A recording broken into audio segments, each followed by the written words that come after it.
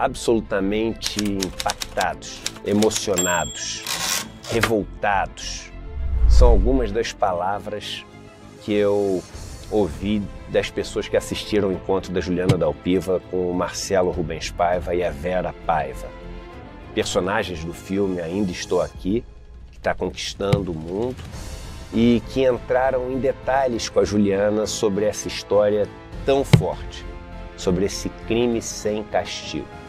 Muita gente está pedindo, não só para poder assistir de novo, mas para poder chamar os filhos, os pais, para poderem assistir junto a esse encontro da Juliana. E se você perdeu o encontro e quer assistir, eu tenho uma notícia boa para vocês. A gente vai liberar o replay por pouco tempo, mas para que todo mundo tenha essa chance. Essa história contada nesse encontro tem que chegar ao maior número de pessoas possível. E gratuitamente assista esse replay. E a gente vai também permitir que vocês tenham ali todos os presentes que no final do encontro a gente ofereceu para as pessoas em termos de condições para poder comprar o livro que a Juliana Dalpiva lançou sobre essa história e todas as outras coisas relacionadas ao ICL. Não perde esse encontro, não.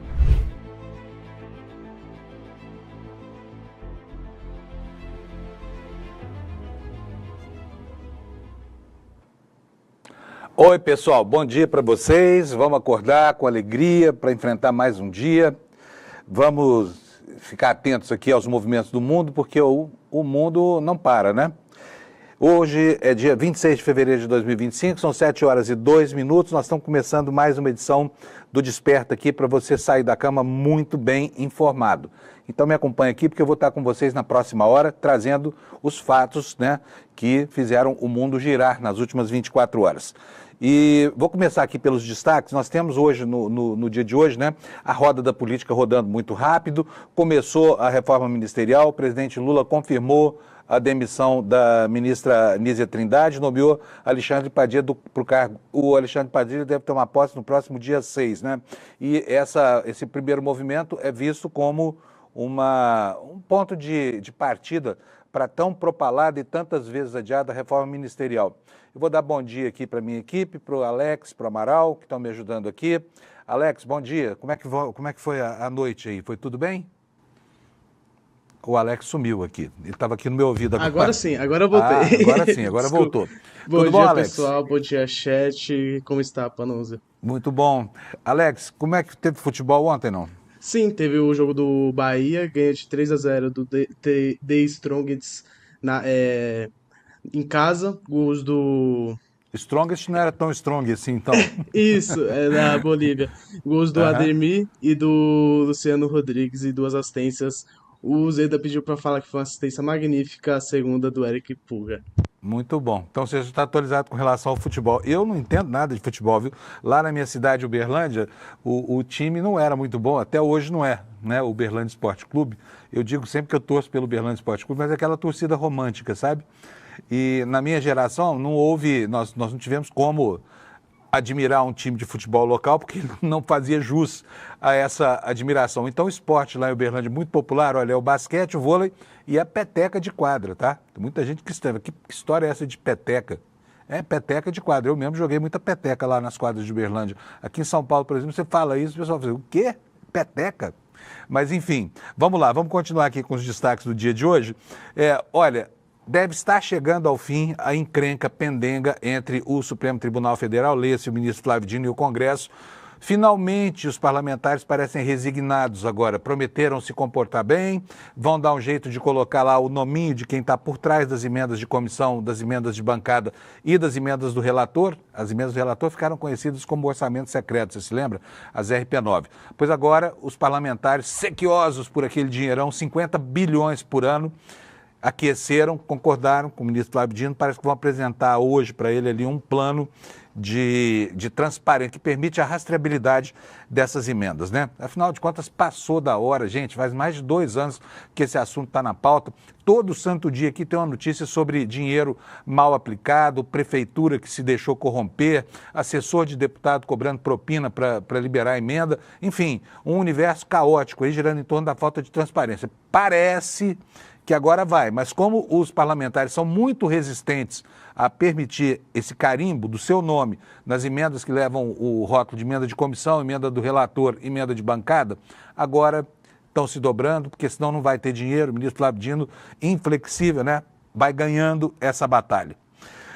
Zé Dirceu se prepara para voltar ao cenário eleitoral em 2026. Ele teve as condenações anuladas pelo Supremo, planeja concorrer a deputado em 2026 e conta com os aliados do PT para contribuir na sua eleição. Em compensação, acabou de sair mais uma pesquisa dizendo que a coisa não anda bem para o lado do PT e do governo, né?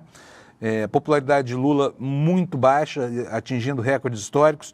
Ontem nós tivemos a pesquisa CNT-MDA, que afirmou que o Lula baixou aliás, aumentou a sua impopularidade de 31% para 44%. Olha, gente, isso tudo acontece no momento de crescimento do PIB, né? De praticamente uma situação de controle e enfim, transparência na gestão das contas públicas, né? Com indicadores todos apontando lá para cima, e as coisas caras dos supermercados acabam maculando a imagem do governo e impedindo que a população perceba qualquer melhora, embora a renda tenha aumentado, o emprego tenha aumentado, etc, etc. E acabou de sair agora uma pesquisa da Quest, que ainda não consegui ler o relatório inteiro, mas vou ler junto com vocês daqui a pouco, confirmando essa queda já apontada por outros 3 institutos de pesquisa, né? É uma queda vertiginosa. Olha, fiquei impressionado ao ver os números da Quest, né? E eles são mais drásticos, porque a situação estado a estado, do que a pesquisa da CNT de ontem. Bolsonaro. O que está acontecendo com relação ao Bolsonaro? Agora tem prazo para ele responder ao Supremo Tribunal Federal. Os advogados vinham com aquela cascata lá, né, exigindo o afastamento do Zanin e do Xandão, da primeira turma, que vai julgar, pelo menos inicialmente vai julgar o Bolsonaro, e queria também 83 dias para apresentar a sua defesa, procrastinando, né, empurrando lá para frente a apresentação dessa defesa. Por quê? Porque o objetivo do Bolsonaro é empurrar esse processo o mais para frente possível, porque no ano eleitoral de 2026 trava tudo, né? Nós já tivemos esse fenômeno no ano passado, né, ano eleitoral, e Bolsonaro quer empurrar para 2026 com a esperança de que não chegue condenado e mais uma vez inelegível por outros argumentos, né? Impedido, portanto, de disputar as eleições. Olha, enquanto tudo isso acontece, o Brasil clamando por moralidade, não é só a moralidade por causa da questão moral em si, não, é uma questão orçamentária, né? Os altos salários, as mordomias, principalmente do Judiciário e Ministério Público, continuam molestando e muito a consciência dos brasileiros, né? Então, agora os juízes inventaram a volta do quinquênio. Os juízes lá de Rondônia, por exemplo, receberam R$1 milhão em fevereiro, porque voltou o tal do quinquênio. Só para lembrar, em 2006, o Conselho Nacional de Justiça, o CNJ, acabou com esse negócio de quinquênio, mas ressuscitaram de novo, estão aí. Gente, R$1 milhão, sabe? R$1 milhão de salário, é brincadeira. Não, é verba indenizatória retroativa, nem paga imposto de renda, tá? Enfim, continuam aqui as mordomias, né? Palavrinha antiga e perniciosa, que infelizmente continua viva e pulsando com muito vigor entre o vocabulário da língua portuguesa. Na esfera administrativa, nós teremos na sexta-feira uma medida provisória. O governo confirmou que na sexta-feira edita a medida provisória, autorizando trabalhadores demitidos a retirar recursos do FGTS, ainda que tenham aderido ao saque aniversário, porque isso só permitiria a eles retirar o FGTS na data do aniversário, né? A Caixa Econômica Federal anunciou um lucro de 14 bilhões em 2024. O crescimento no lucro foi de 31,9%, quase 40% em relação ao ano passado. E o motor desse crescimento foi o crédito imobiliário e também o crédito consignado. A Petrobras vai bem nas bolsas, liderando as altas dos últimos 5 anos. As ações da estatal se valorizaram mais de 300% desde 2020. Então, quem aplicou R$100 na Petrobras em 2020, hoje vende esses mesmos papéis por R$300, tá? É uma valorização muito boa. E sabe quem está de volta ao cenário empresarial? É incrível, né? Como a Terra não gira, ela capota. O Ike Batista. O Ike Batista deu uma de Milei e anunciou o lançamento da sua própria criptomoeda. Ela vai se chamar, sabe como? Eike, como ele, homônima, com um cifrão na frente. Se tivesse um H aqui, dava para chamar de Shake, né? E está vinculado a um projeto de produção de etanol a partir de uma nova variedade de cana-de-açúcar. Esses são os destaques do dia de hoje. Agora eu vou dar uma olhadinha nos destaques aqui do portal do ICL. Quero colocar na tela para vocês, pedir para o meu amigo Alex para colocar para mim na tela. Olha, tá aí, essa aqui é a página home, a página principal do nosso site. Manchete principal: PEC contra a escala 6x1 é protocolada na Câmara com 234 assinaturas. A Erika Hilton conseguiu, protocolou, e esse aqui é um assunto que pode sim mobilizar o campo progressista, né? Porque nós já conhecemos as posições dos conservadores do Congresso, dos bolsonaristas, que se opõem. Eles talvez gostassem mesmo de voltar ao tempo da escravidão para evitar o pagamento de salários aos trabalhadores, mas, por outro lado, você tem uma clara adesão da sociedade a essa tese de acabar com a escala 6x1, porque também é uma crueldade, né, gente? Fala sério. Você sabia que os jornalistas, não aqui no ICL, mas a minha vida inteira, eu trabalhei em redações, as nossas semanas lá sempre tinham 12 dias de trabalho por 2 de descanso, porque tinha os plantões de 15 em 15 dias. Então, semana sim, semana não, você era obrigado a trabalhar o sábado e o domingo, né? Isso fazia com que você trabalhasse 12 dias seguidos, de segunda até a sexta da semana seguinte, para só então folgar um fim de semana. Então os jornalistas estão ansiosos por isso. E também os médicos, obstetras, todos aqueles que são obrigados a escalas desumanas de trabalho, vibrando com essa proposta da Erika Hilton. E eu, pessoalmente, torço para que ela consiga, assim, emplacar não só a aprovação na Câmara, como comece a criar condição para que isso passe no Senado, né? Afinal de contas, o Brasil é um dos países com maior jornada de trabalho do mundo. Aqui é manchete secundária: Lula demite Nízia, confirma Padilha na saúde e dá início à reforma ministerial. Qual será a extensão dessa reforma ministerial? Ainda não está clara. A primeira dúvida que surge no horizonte é quem é que vai substituir o Padilha na Secretaria de Relações Institucionais. Né? Tem muita gente cotada: o José Guimarães, né? a presidente do PT e vai por aí afora. Então a disputa está grande dentro do partido. O que se sabe é que não será ninguém do Centrão na saúde, que é ótimo, aliás. Padilha volta para lá, assume no dia 6, e ele foi um excelente ministro da Saúde da Dilma, inventou o programa Mais Médicos, tomara que se dê bem lá de novo nessa volta ao Ministério da Saúde. Qualificação e experiência não lhe faltam. Aqui, entre os temas terciários no nosso site aqui, estão algumas informações. Olha, gente, olha que crueldade isso aqui, olha. Um hospital de São Paulo está recusando aborto legal em caso de retirada de camisinha sem consentimento. Então, quer dizer, isso aqui para mim é uma violência incrível, né? A mulher está lá transando com a pessoa, exige o uso do preservativo, o sacana do sujeito tira a camisinha e acaba engravidando a mulher. E aí ela procura o hospital para o aborto e o hospital primeiro julga moralmente a situação. Quer dizer, ela tem direito líquido e certo, direito legal, mas não consegue fazer uso desse direito. Daqui a pouquinho a gente vai detalhar isso aqui. O Marcelo Bretas, aqui outro destaque no site do ICL, o CNJ prolongou o afastamento do juiz Marcelo Bretas, aquele lavajatista do Rio de Janeiro, atrevidíssimo, por mais 90 dias. Aqui, olha, uma notícia que eu, logo aqui no comecinho do programa, já vou falar para vocês. A Justiça dos Estados Unidos rejeitou a liminar da Rumble contra Moraes. Então, quer dizer, não concedeu a liminar pretendida por essa empresa aqui, que na verdade está de sacanagem aqui com o Alexandre de Moraes, sendo usada pelo Trump como uma espécie de ponta da lança dessa guerra ideológica que a direita americana trava contra o Poder Judiciário do Brasil. Um abuso completo.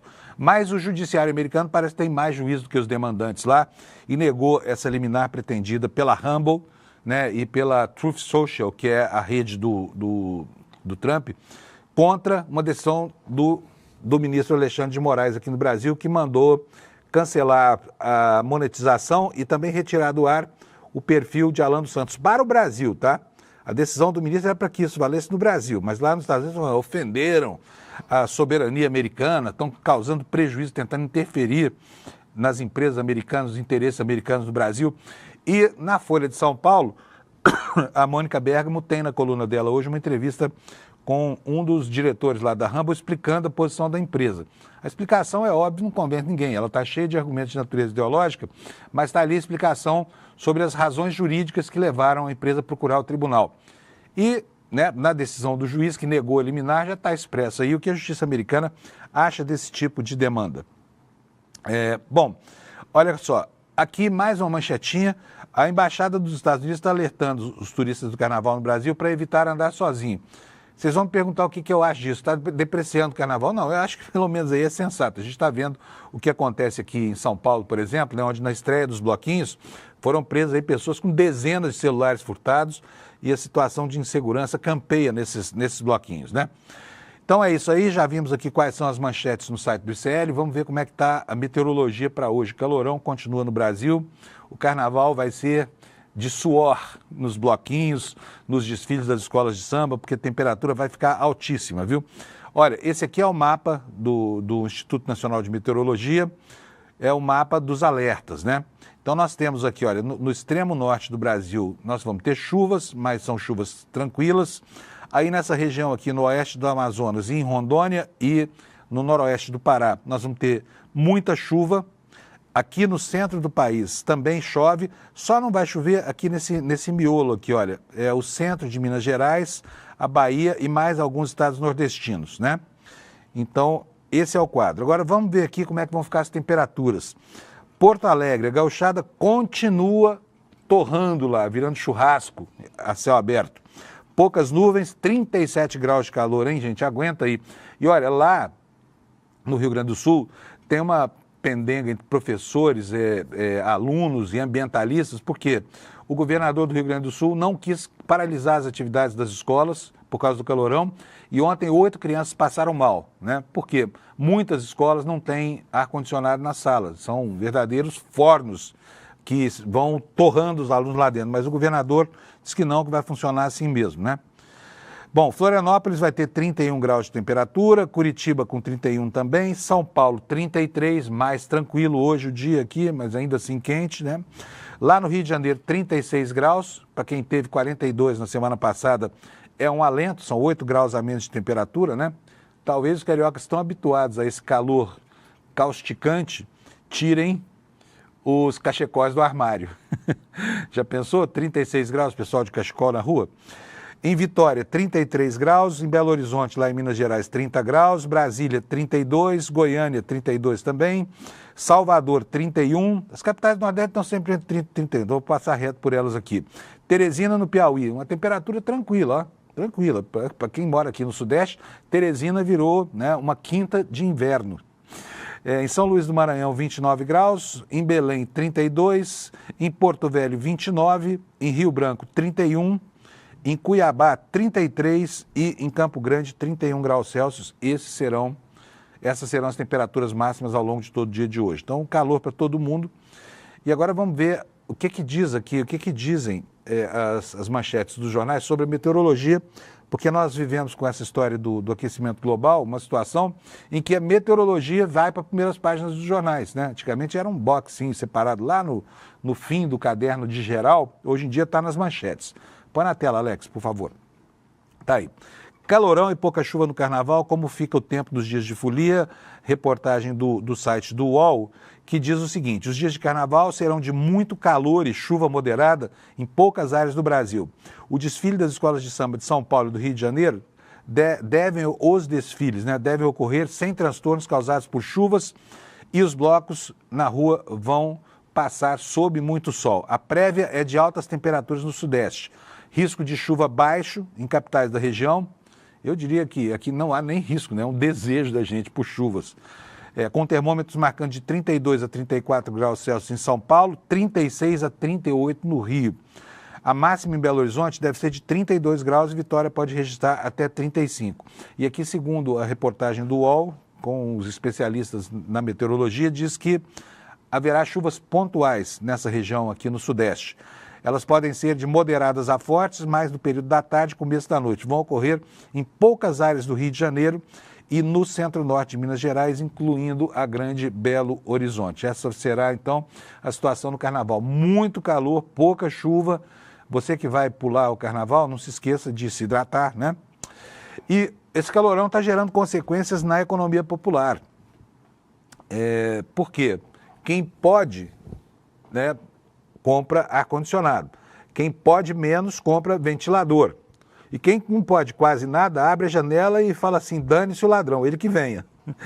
Então, o que aconteceu? Muita gente comprando ar-condicionado no Brasil. Virou um instrumento de primeira necessidade, né? Eu mesmo comprei um ar-condicionado para minha casa. Olha só, ar-condicionado é o item mais procurado por quem compra imóvel em São Paulo. Quer dizer, se o sujeito tem um apartamento que está vendendo com ar-condicionado e o vizinho dele não tem ar-condicionado, vende o que tem ar-condicionado, porque hoje isso é considerado um ativo, né? Aumenta a liquidez da venda de imóveis, aumenta até o valor. O que diz a reportagem aqui do UOL? A procura por ar-condicionado aumentou entre os compradores de imóveis de São Paulo em 2024, segundo o relatório Compra e Venda do Quinto Andar. O Quinto Andar é um site que promove a venda e a locação de imóveis em São Paulo. O filtro do item foi o mais utilizado na plataforma ao longo do último ano, ar-condicionado. Quer dizer, a pessoa vai procurar um imóvel, coloca lá no site do Quinto Andar, primeira coisa que o cara põe, não é a localização, não é o valor, nem nada, ar-condicionado. Virou um asset, virou um ativo desses apartamentos. O crescimento da demanda indica uma mudança no perfil das buscas, com compradores priorizando o conforto térmico na escolha de um imóvel. O interesse pelo equipamento supera outros fatores tradicionalmente valorizados, como a localização e a estrutura neutra, e a estrutura interna.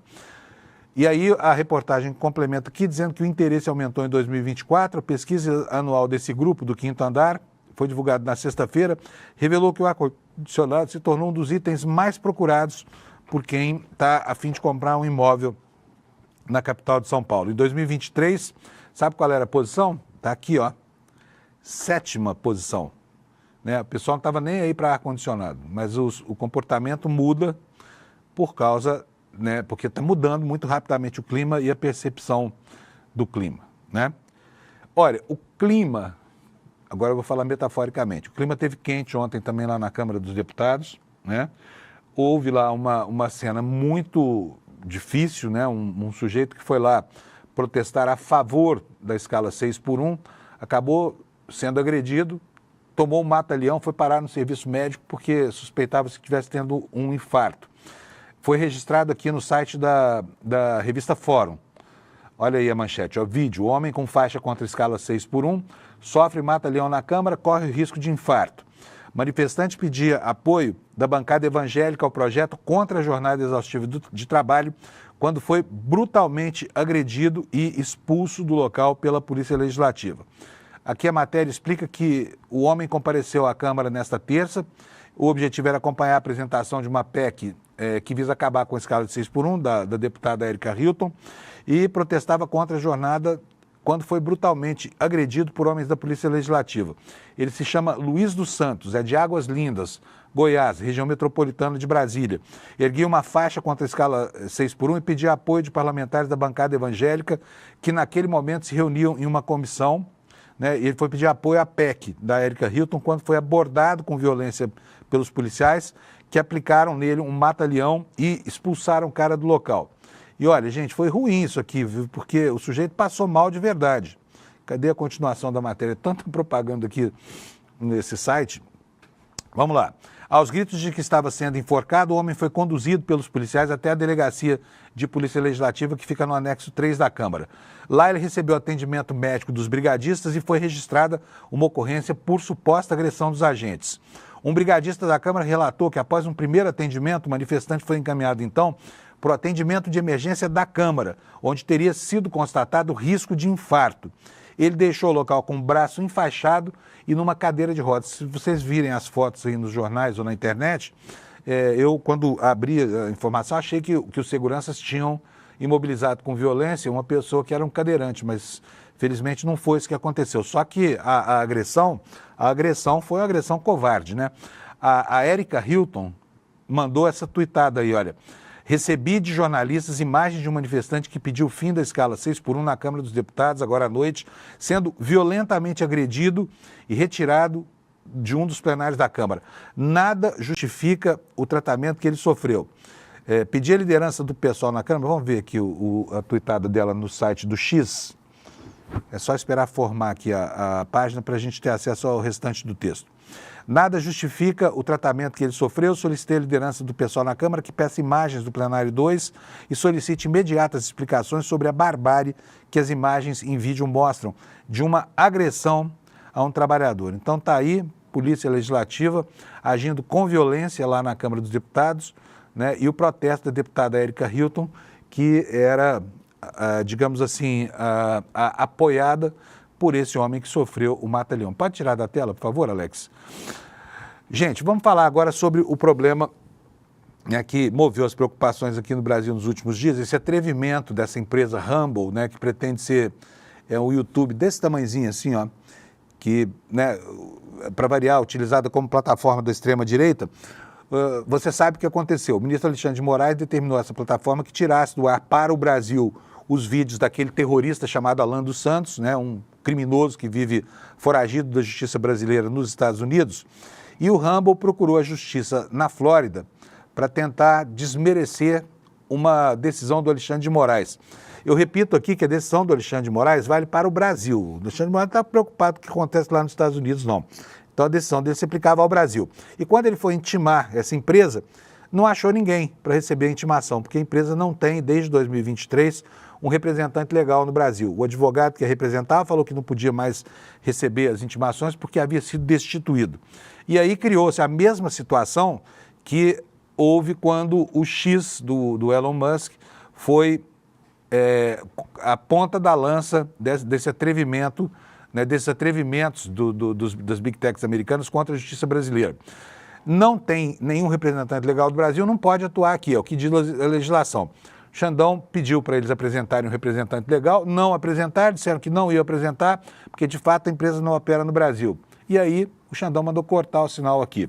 E eles ficaram indignados lá. E hoje, um dos diretores da Rumble dá uma entrevista para a Mônica Bergamo na Folha de São Paulo, explicando as razões de natureza jurídica e política, mas é tão arrogante.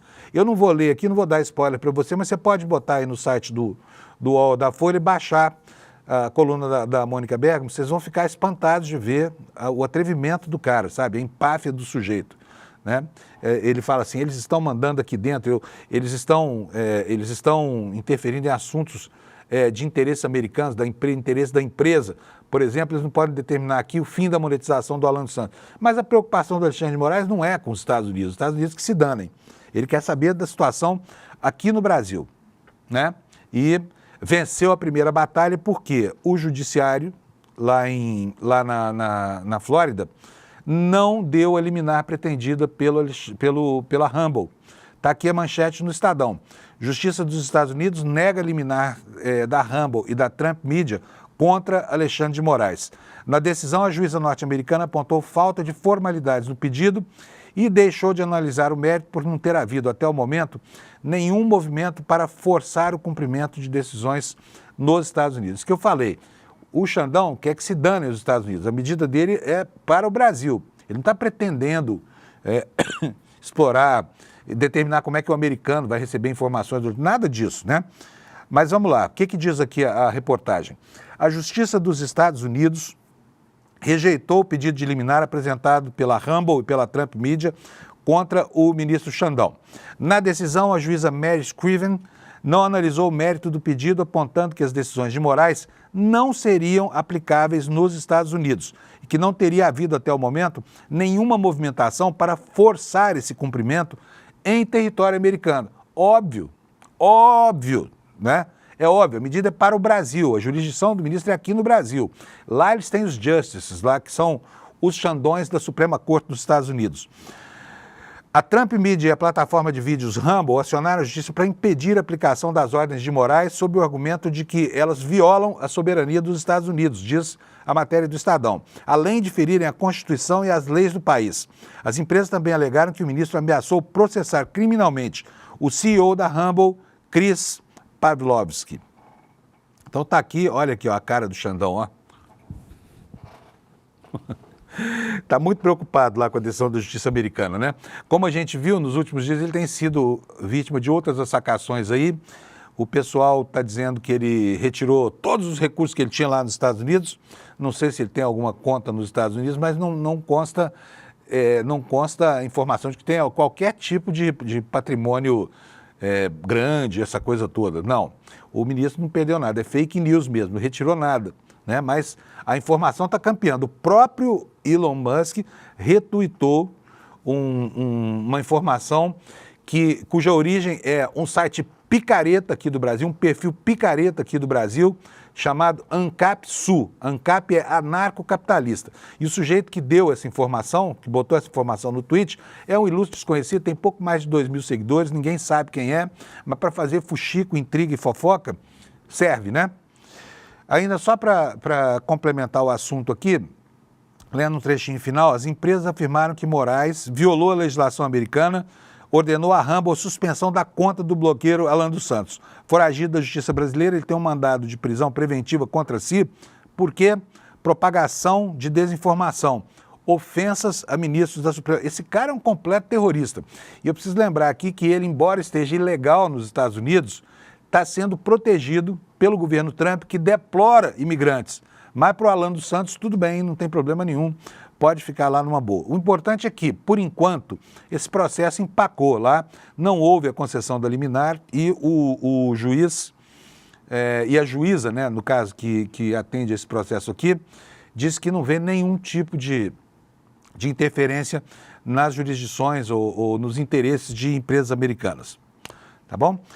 Olha, vamos mudar de assunto aqui. O Papa, gente, a gente está vendo a agonia do Papa aí, o Papa que tem sido, além da doença dele, que é grave, né, uma infecção pulmonar significativa, uso de oxigênio e tudo mais, está enfrentando uma maré de críticas, principalmente vindas da Argentina, né, onde o atual presidente já foi um algoz do Papa, depois se encontrou com ele, um ano atrás se encontrou com o Papa, disse que estava tudo bem, mas as críticas dele criaram um ambiente muito desfavorável para o Francisco Bergoglio, né, que é o Papa Francisco lá na Argentina, e, enfim, críticas muito ferinas. O Milei chegou a dizer que ele não era o representante de Deus, que ele era uma abominação, umas bobagens lá que a extrema-direita fala, porque consideram que o Papa é comunista. E a gente se lembra que logo que ele foi, que o concílio lá no Vaticano o indicou, ele foi acusado, inclusive, de colaborar com a ditadura argentina. Agora virou um baita comunista lá, né?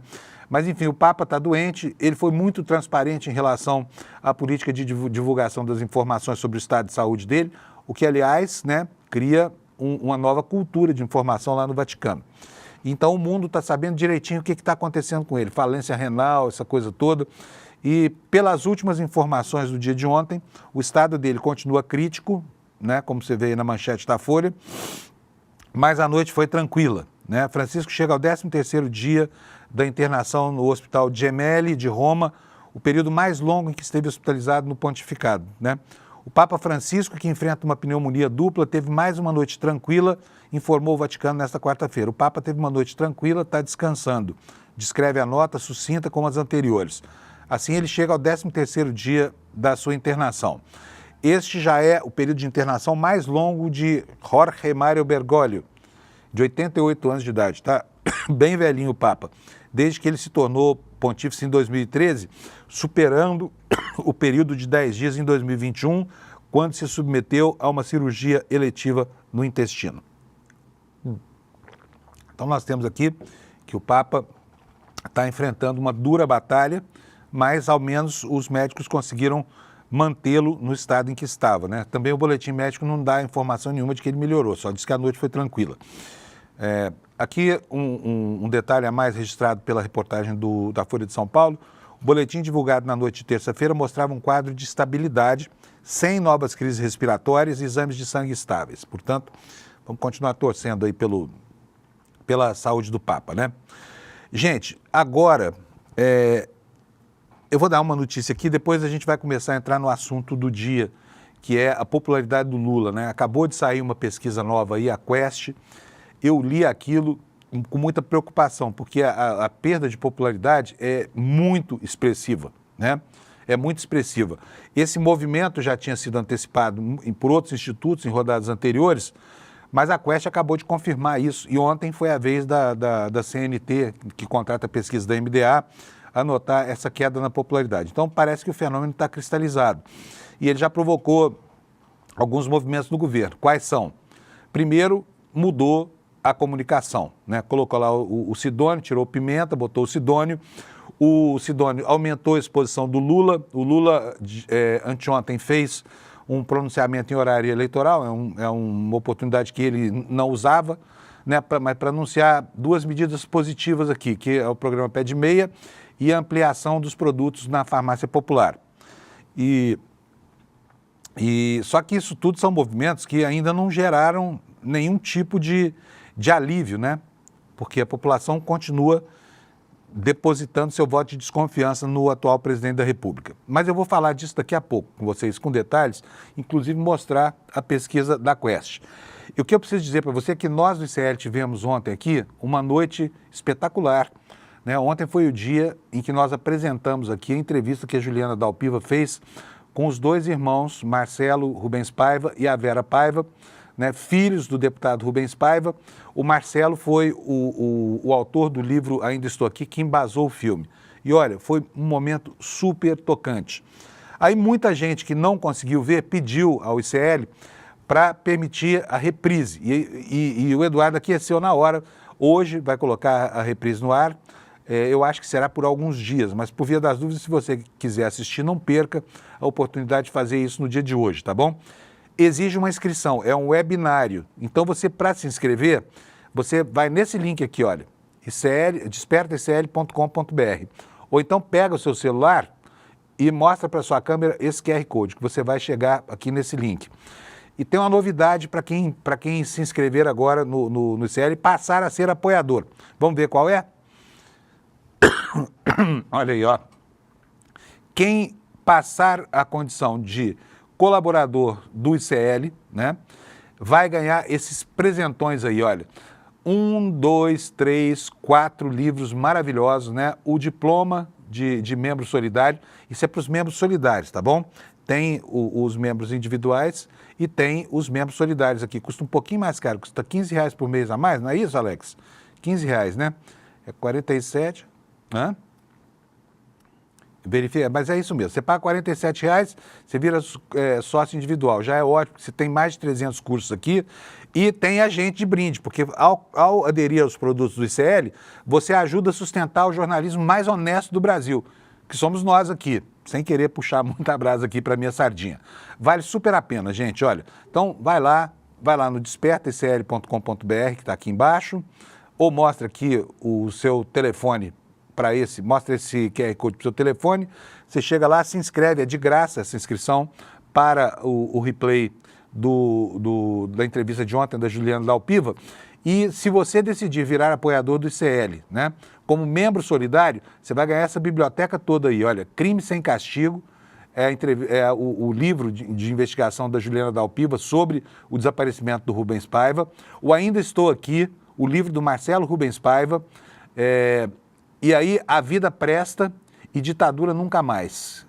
E ainda temos um pôster exclusivo para você também e mais o seu certificado de membro solidário, tá bom? Tudo isso para te convencer a aderir a essa causa bonita que é produzir informação, cultura e conhecimento, que é a causa do ICL. Uma causa que vale super a pena apoiar. E lembrando aqui, o benefício não é o jornalismo que a gente faz. Esse aqui é um presentão para você, tá? O benefício são os cursos que o ICL produz, são mais de 300 sobre tudo. Tem curso de Python, tem curso de marketing digital, tem de inglês, de mandarim. Você já fez algum, Alex? Estou para fazer, estou de olho aqui e é uma boa oportunidade para o chat se inscrever e aproveitar essas oportunidades. Eu já fiz os cursos daqui, são muito bons, vale super a pena, tá? E você ajuda a financiar esse projeto de jornalismo aqui, que você já conhece de longa data, né? Então, vamos falar sobre Lula? Vamos lá? Olha só, vou começar pela pesquisa de ontem da CNT-MDA. A gente ontem já falou sobre ela, mas isso aqui é para ajudar a compor um quadro do que está acontecendo hoje em relação à popularidade do Lula.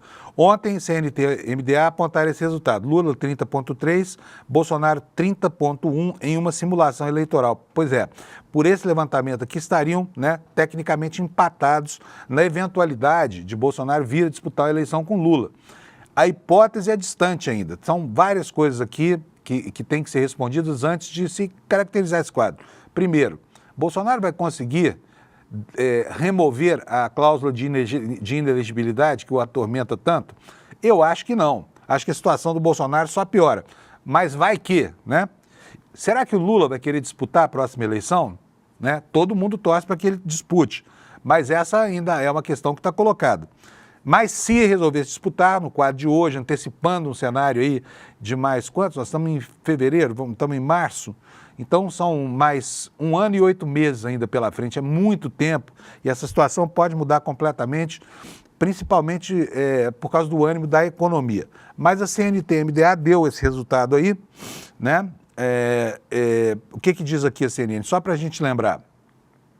Segundo o levantamento, tem margem de erro de 2,2 pontos percentuais para mais ou para menos, o petista tem 30,3, Bolsonaro 30,1 das intenções de voto. Pode tirar da tela, Alex? Eu vou agora procurar aqui o relatório da pesquisa que saiu hoje, saiu agora há pouco, às 7 horas da manhã, e nós vamos juntos ler aqui o levantamento da Genial Quest, tá bom?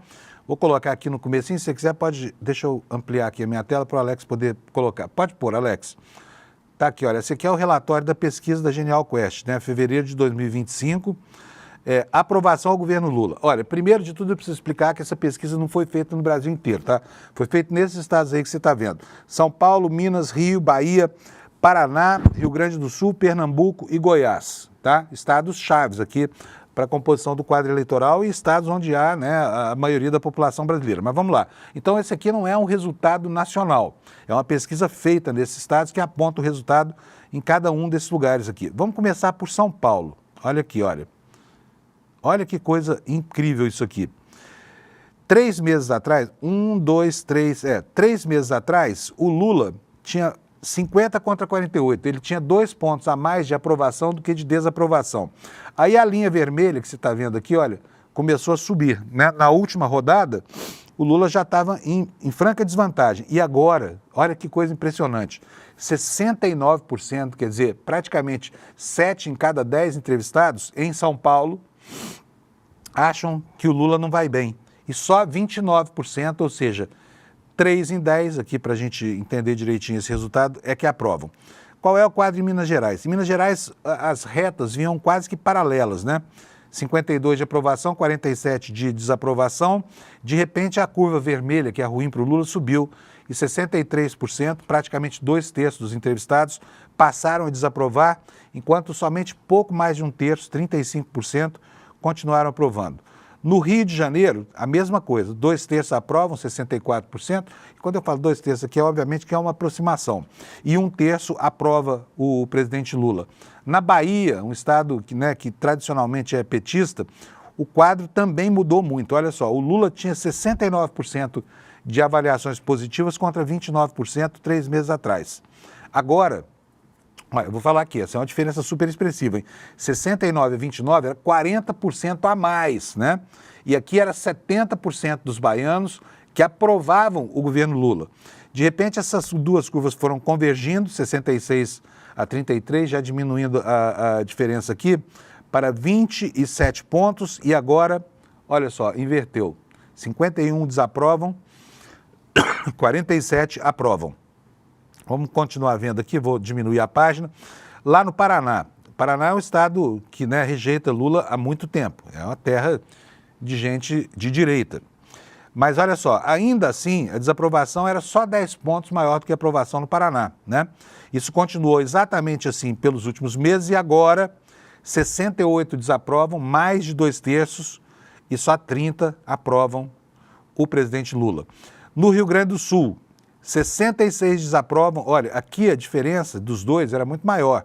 Lula tinha 73% de aprovação e só 27% de rejeição. As duas curvas, de repente, convergiram né, e se encontram agora num empate virtual. 50% desaprovam, 49% aprovam. Goiás, terra de Ronaldo Caiado.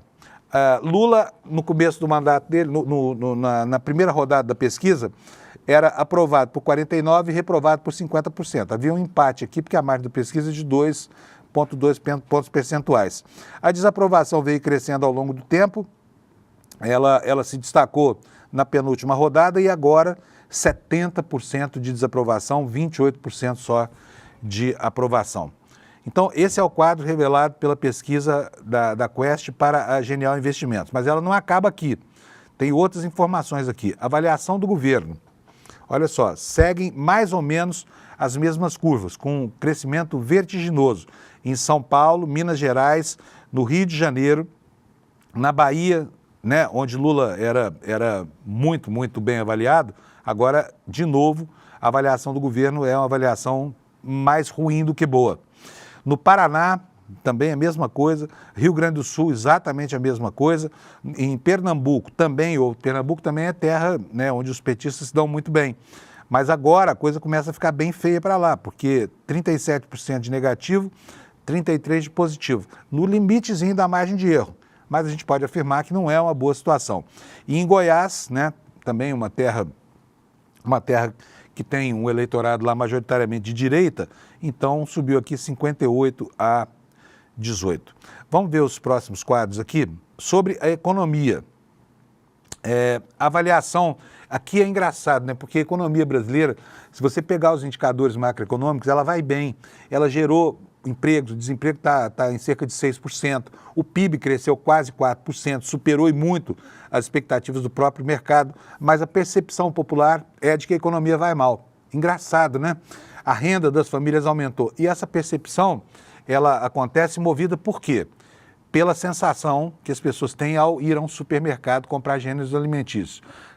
Não é só no Brasil, tá? O mundo inteiro está passando pelo mesmo problema, inflação dos alimentos, que é a inflação que é mais perceptível para as pessoas e é a que mais incomoda. Nós tivemos aqui uma inflexão do câmbio, por exemplo. Você se lembra que o câmbio foi para quase 6,50, né?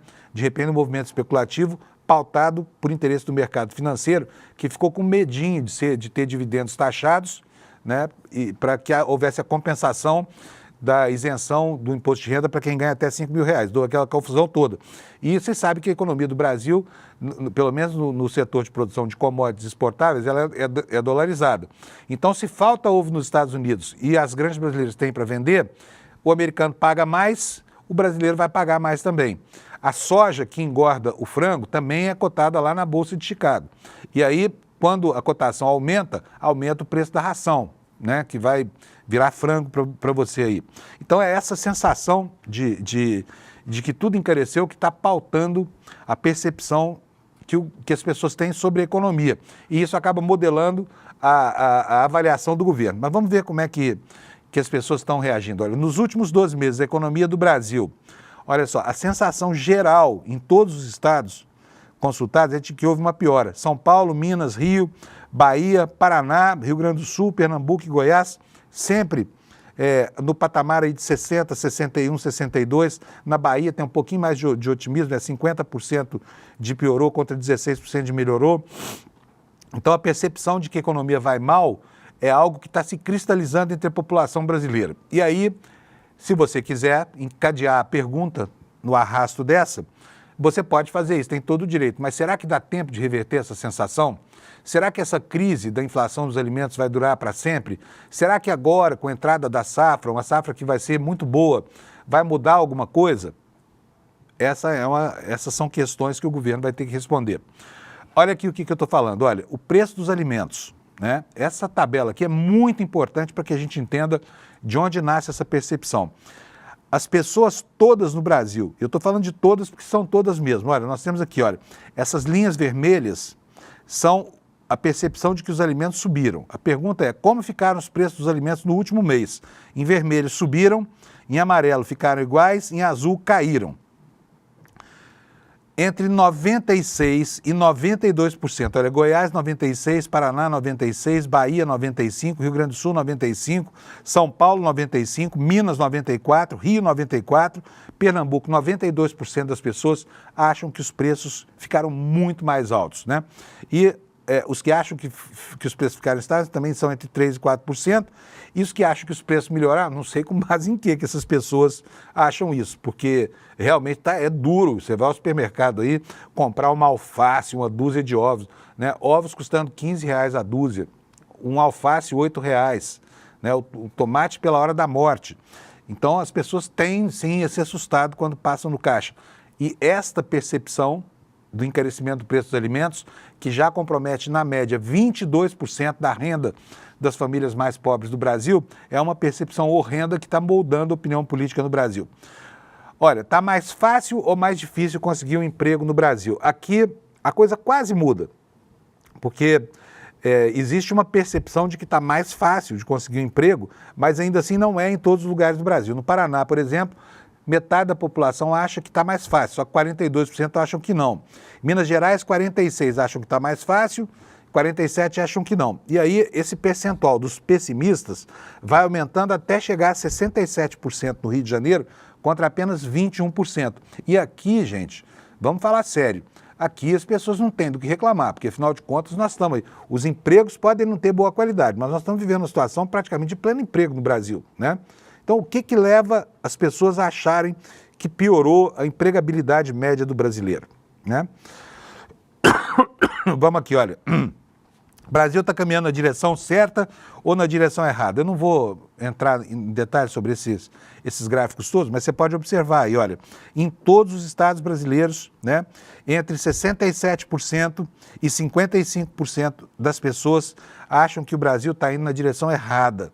Então, a percepção muito negativa se cristalizando aí entre a população. E com relação à perspectiva do governo Lula, né, que tem quase 2 anos de governo, tem 1 ano e 10 meses de governo. O que as pessoas esperam? Lula deve fazer um governo igual ou diferente? Entre 78% e 86% acham que o governo tem que ser um governo diferente. E são minoria os que querem que o governo permaneça como está.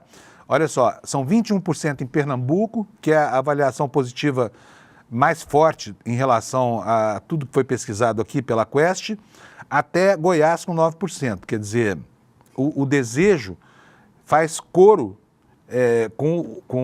essa percepção faz coro com o desejo manifesto pela população em todos os cantos do Brasil. Querem ver o governo mudar. Alô, Sidônio, como é que vai fazer isso? Não é só botar o Lula para fazer entrevista em rádio, né? Tem muitas coisas muito complicadas aí. Olha, grau de atenção do governo Lula ao Estado. Aqui, os que acham que Lula dedica muita atenção também são minoritários. Pouca atenção, essa faixa amarela aí no meio, isso vai de 49% até 56%, até 60% do Rio Grande do Sul, 49% em Goiás, 56% em Minas Gerais. E aqui os pessimistas, que também crescem na medida em que o gráfico avança aqui em direção ao sul, né?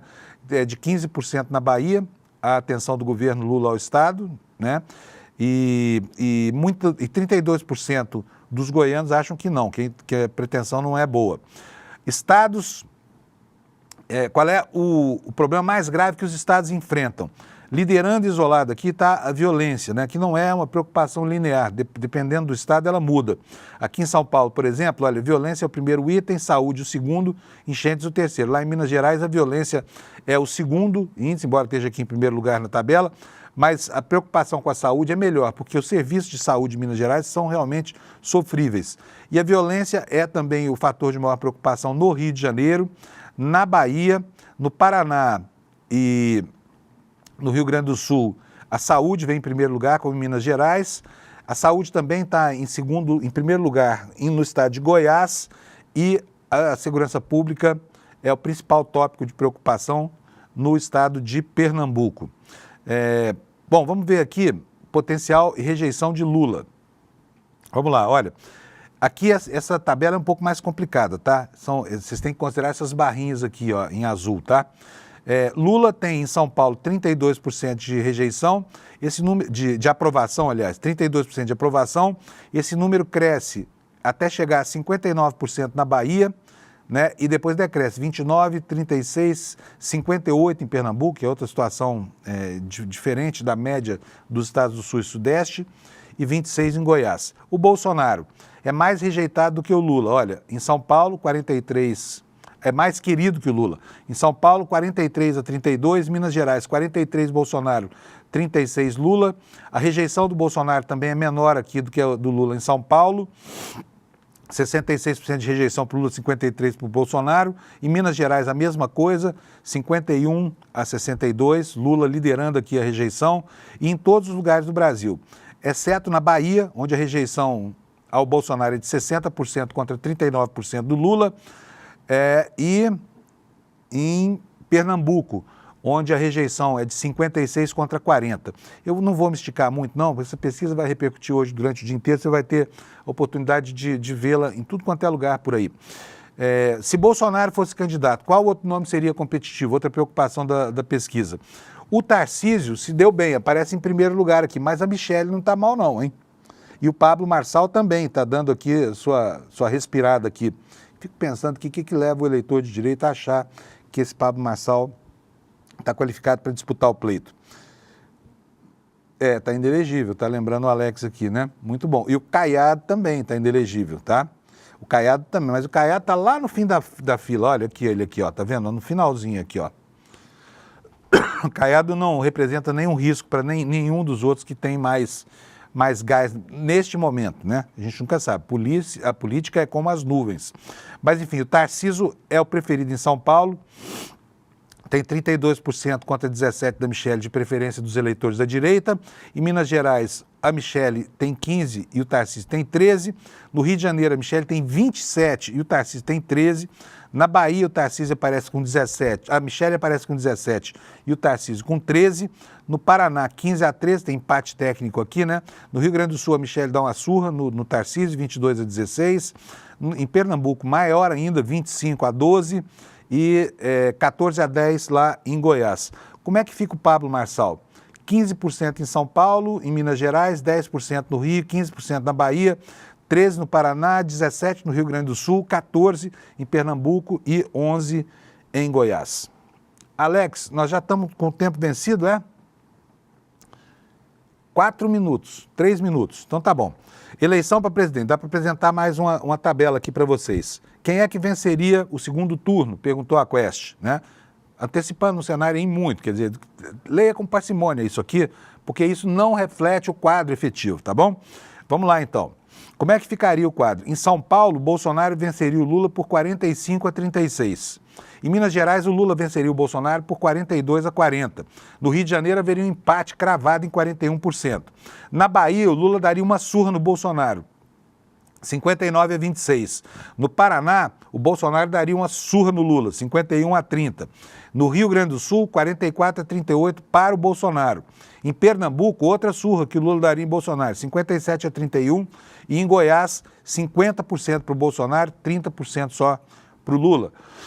Então, esse é o quadro captado pela pesquisa da Quest para Genial Investimentos, né? E hoje, com certeza, vai dar muito pano para a manga, você vai ter oportunidade de ver outras interpretações aí, porque, afinal de contas, a gente acabou de receber o relatório e eu conheci os dados aqui junto com vocês, tá bom? Olha, repetindo para você, você não viu a entrevista de ontem? Está muito em tempo de assistir, tá?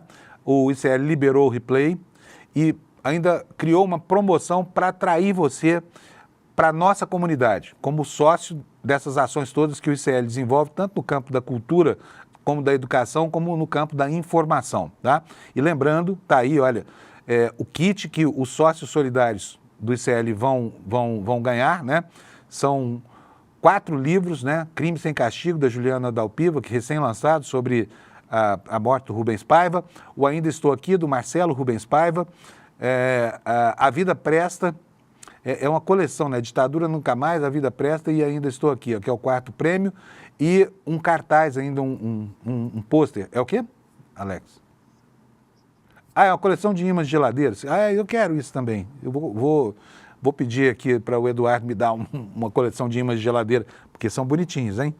Então é isso, gente. Aproveitem essa oportunidade, né? Se inscrevam.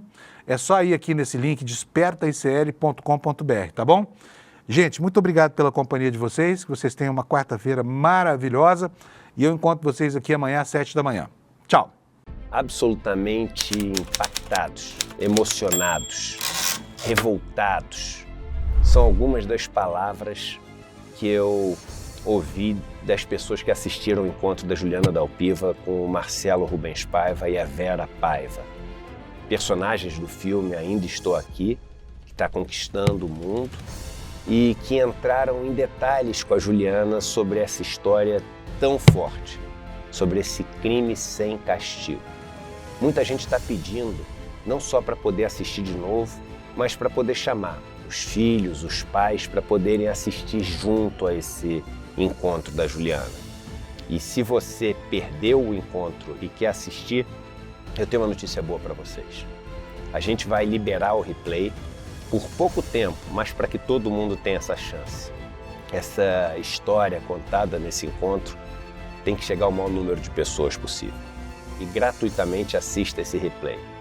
E a gente vai também permitir que vocês tenham ali todos os presentes que no final do encontro a gente ofereceu para as pessoas em termos de condições para poder comprar o livro que a Juliana Dalpiva lançou sobre essa história e todas as outras coisas relacionadas ao ICL. Não perde esse encontro não.